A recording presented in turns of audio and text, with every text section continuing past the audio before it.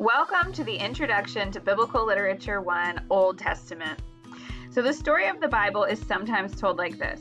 God created the world and it was beautiful and very good. But then Adam and Eve sinned, and after that, the whole human race was tainted with sin. But then Jesus Christ came to earth and through his life, death, and resurrection saved us and restored us to God. And that's all correct, of course. The problem is that in its brevity, it skips over the entire Old Testament story. It skips thousands of years, about 1,200 pages, or about 2/3 of your entire Bible. In this class, we will discover or rediscover the great story of the Old Testament. There are three big ideas in this class. The first is that the Old Testament tells a grand and unified story or narrative.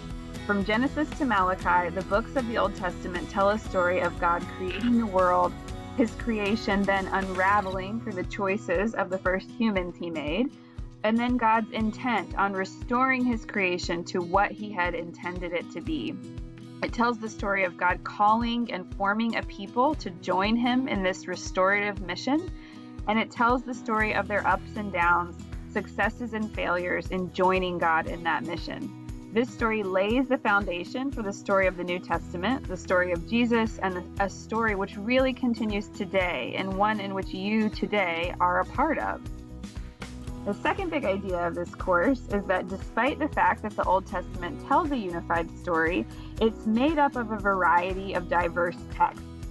What genre do you think of when you think of the Old Testament? You might think of historical writing first, and that's in there. But you'll also find poetry. At least a third of the Old Testament is poetry. You'll find lament, parables, long speeches, wisdom sayings, or proverbs. And so though the Old Testament tells a unified story, not every text in it is a story. And this is the perfect time to mention a Hebrew phrase that will become a theme this semester.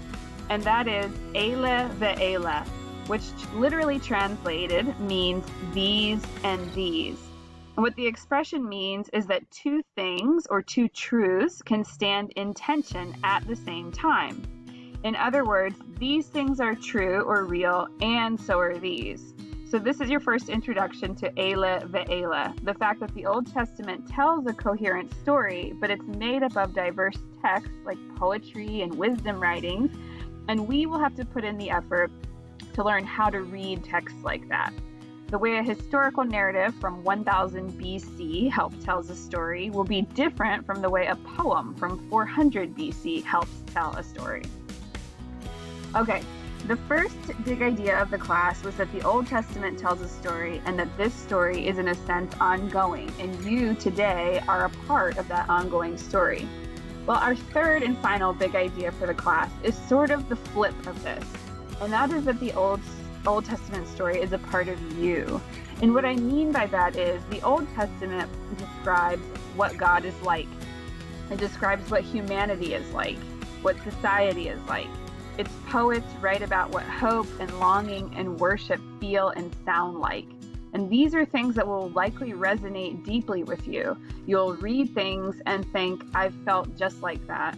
Or you'll read a story about a family or a country and you'll think, some of this sounds an awful lot like my family or my country. Books like Ecclesiastes ask, what's the meaning of life? Books like Job ask, do we really reap what we sow? Do good things happen to good people and bad things happen to bad people? Books like Samuel, Kings, and Esther ask, what happens when people become powerful? Do they use their power for good or do they abuse it? The question of how humans are meant to live in relationship with God permeates the entire Old Testament. And these are questions many of us can relate to. But I have to introduce another Ela Ve'ela moment, and that is that despite the fact that the Old Testament will resonate deeply with you, you won't resonate with all of the Old Testament. In fact, there is a lot that won't feel like it's part of you, that you might not understand at all. You might read this prayer, all day long my foes oppress me, my enemies trample on me all day long, for many fight against me. And you might think, well, I don't really have any enemies. I can't relate to this. You might read another prayer that asks God, strike all my enemies on the cheek, break the teeth of the wicked. And you might be confused by this. You might never have been so angry at a person that you actually would pray for or want God to harm them. So, what do you do with this passage? And when we get to Genesis 12, the story of Abraham lying and pretending his wife is actually just his sister and then giving her to go home with another man. If we look at it from Abraham's perspective, you might have never been in the position where you felt forced to lie and put your loved one in harm's way to spare your own life. And if we look at it from Sarah's perspective, you might never have been betrayed or been put in harm's way by a loved one like that. But for all of these prayers and stories that don't resonate with you, they resonate with someone, somewhere. And our own learning and growing will be deeply enriched when we hear how other people read texts and find ways that they resonate within them. So this will be a part of our class too, seeing and sharing how the Old Testament resonates with us, but also reading how it resonates with people from other communities and backgrounds that are different from our own. And so really, the third big idea is better stated as the Old Testament story and text are a part of us being all of humanity.